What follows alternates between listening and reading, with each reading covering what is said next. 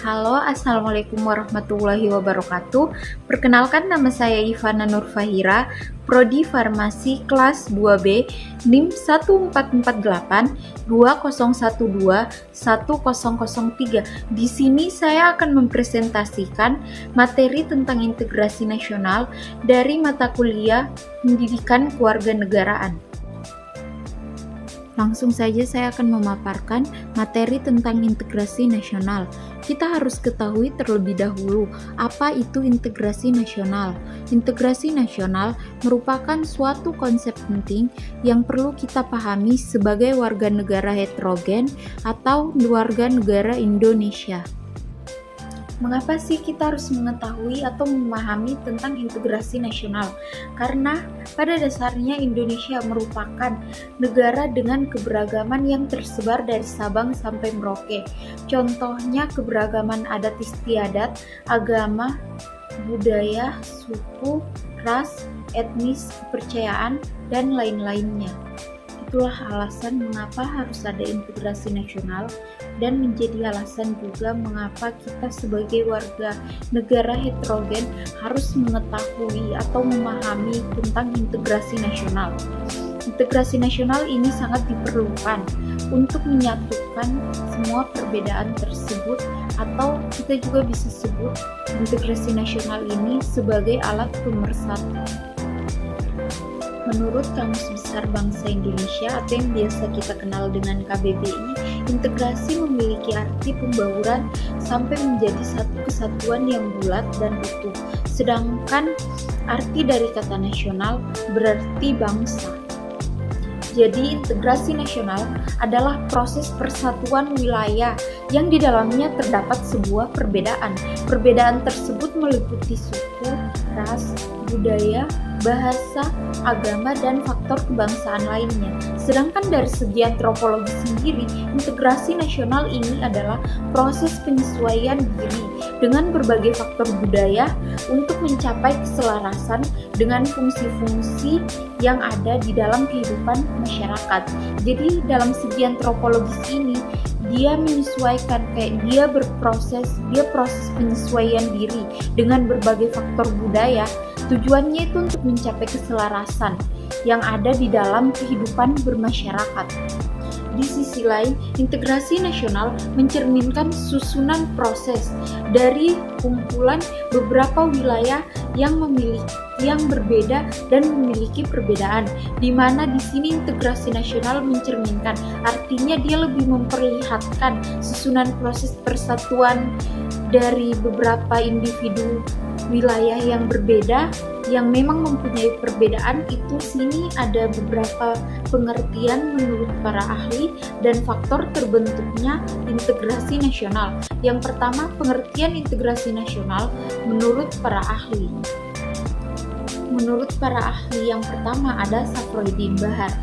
Integrasi nasional adalah upaya menyatukan seluruh unsur suatu bangsa dengan pemerintahan dan wilayahnya. Di mana yang dimaksud Safroidin Bahar ini, integrasi nasional ini adalah satu upaya menyatukan seluruh unsur wilayah dan pemerintahannya. Terus yang kedua ada Miron Weinir, integrasi nasional merupakan proses di mana penyatuan berbagai kelompok budaya sosial dalam kesatuan wilayah dalam rangka pembentukan suatu identitas nasional. Menurut Miron Weinir ini sendiri, integrasi nasional ini merupakan proses untuk pembentukan suatu identitas nasional. Yang ketiga ada Howard Wilkins, integrasi nasional merupakan penyatuan bagian dalam suatu negara mulai dari keseluruhan masyarakat yang ada yang berbeda-beda menjadi sebuah kesatuan tanpa memandang dari segi apapun. Jadi menurut Howard Wilkins sendiri, integrasi nasional ini sebagai penyatu atau alat pemersatu dari keseluruhan masyarakat yang berbeda menjadi satu tanpa memandang dari segi apapun. Yang keempat ada J. Soejati Jiwandono, di mana integrasi nasional merupakan sebagai cara dan bagaimana kelestarian persatuan nasional dalam arti yang sangat luas dapat didamaikan dengan menentukan nasib sendiri. Terus yang terakhir ada menurut Dr. Nadzaruddin Syamsuddin, integrasi nasional merupakan proses penyatuan suatu bangsa yang mencakup semua aspek kehidupan, mulai dari aspek sosial, ekonomi, politik, maupun budaya. Faktor terbentuknya integrasi nasional. Di sini ada beberapa faktor terbentuknya integrasi nasional. Yang pertama, adanya rasa senasib dan seperjuangan yang diakibatkan oleh faktor sejarah. Yang kedua, adanya ideologi nasional yang tercermin dari simbol negara, yaitu Garuda Pancasila dan semboyan Bhinneka Tunggal Ika. Yang ketiga, adanya tekad serta keinginan untuk bersatu di kalangan bangsa Indonesia seperti yang dinyatakan di dalam Sumpah Pemuda. Yang keempat, penggunaan bahasa Indonesia. Yang kelima, adanya ancaman dari luar yang menyebabkan munculnya semangat nasionalisme di kalangan bangsa Indonesia. Yang keenam, adanya rasa senasib sepenanggungan akibat penderitaan penjajahan. Yang ketujuh, adanya rasa cinta kepada tanah air dan mencintai produk yang ada di dalam negeri. 8. Adanya semangat persatuan dan kesatuan dalam bangsa, bahasa, dan tanah air Indonesia. Yang 9. Adanya kepribadian dan pandangan hidup kebangsaan yang sama, yaitu pada Pancasila. Yang terakhir, adanya jiwa dan semangat gotong royong, solidaritas, dan toleransi keagamaan yang sangat kuat. Ketiga, di sini ada syarat dan manfaat menerapkan integrasi nasional. Yang ketiga, syarat integrasi nasional sendiri. Berhasil tidaknya integrasi nasional sangat bergantung pada hal-hal seperti berikut ini. Yang hal-hal tersebut yaitu terpenuhinya kebutuhan setiap anggota masyarakat oleh anggota masyarakat lainnya. Terus terciptanya kesepakatan bersama mengenai macam-macam norma yang berlaku di masyarakat dan nilai-nilai sosial yang dilestarikan dan dijadikan sebagai pedoman.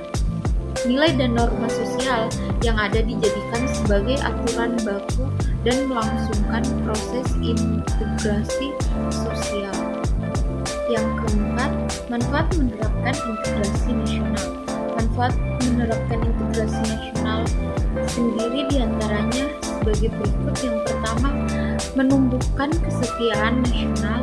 Yang kedua atau B, menciptakan kesetiaan terhadap identitas nasional. C, menumbuhkan rasa nasionalisme dalam diri kita. D, menumbuhkan rasa cinta tanah air. Yang E, menumbuhkan semangat persatuan dan kesatuan. F, menumbuhkan rasa tenggang rasa, toleransi, gotong royong, dan solidaritas. E, menghargai perbedaan. Yang kelima di sini, jenis dan integrasi nasional sendiri terbagi atas 3. Yang pertama ada integrasi sosial. Integrasi sosial adalah sebuah integrasi yang memiliki tujuan, di mana tujuan ini untuk menyesuaikan atau menyelaraskan diri berbagai kelompok untuk dapat menghasilkan kehidupan yang tentram serta serasi. Yang integrasi nasional sendiri merupakan susunan proses penyesuaian dari beberapa unsur yang mungkin berbeda di dalam masyarakat, digunakan untuk menghasilkan kehidupan yang serasi hingga dapat memberikan fungsi untuk masyarakat. Sedangkan untuk integrasi kebudayaan, penyesuaian antara unsur-unsur kebudayaan yang saling berbeda untuk dapat mencapai sebuah keselarasan serta keserasian di dalam kehidupan yang bermasyarakat, di mana pada integrasi kebudayaan sendiri dia lebih ke unsur-unsur kebudayaan yang saling berbeda untuk dapat mencapai satu keselarasan atau sebuah keselarasan dan dapat mendapatkan rasa keserasian di dalam kehidupan bermasyarakat sendiri. Sekian dan terima kasih. Wassalamualaikum warahmatullahi wabarakatuh.